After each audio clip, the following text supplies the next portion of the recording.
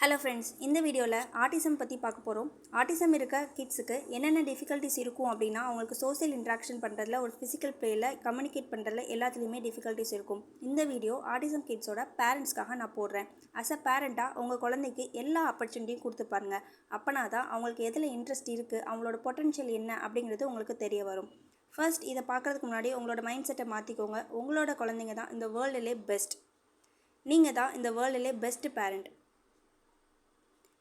நீங்கள் தான் அவங்களோட ஏர்லி டேஸில் ரொம்ப இம்பார்ட்டன்ட். அண்ட் நீங்கள் மட்டும் இல்லை, தெரப்பியும் ரொம்ப இம்பார்ட்டன்ட். ஒரு சைல்டுக்கு ஃபுட்டு எப்படி தேவையோ அதே மாதிரி ஆட்டிசம் கிட்க்கு தெரப்பி டே பை டே தேவை தான். தெரப்பியில் என்னென்ன கொண்டு வரணும் அப்படின்னா, ஃபர்ஸ்ட்டு அட்டென்ஷன் கொண்டு வரணும். தென் 2-வே கம்யூனிகேஷனை அவங்க என்ஜாய் பண்ணுற அளவுக்கு கொண்டு வரணும். நம்ம சொல்லிக் கொடுக்குறத அவங்க காப்பி பண்ணணும், இமிட்டேட் பண்ணணும்.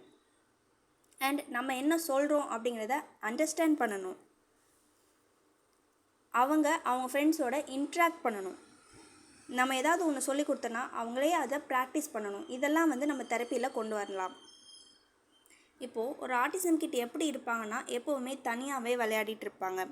அண்ட் வீட்டில் இருக்காங்க அப்படின்னா ஹாலுக்கும் கிச்சனுக்கும் ஓடிட்டே இருப்பாங்க. பேச மாட்டாங்க.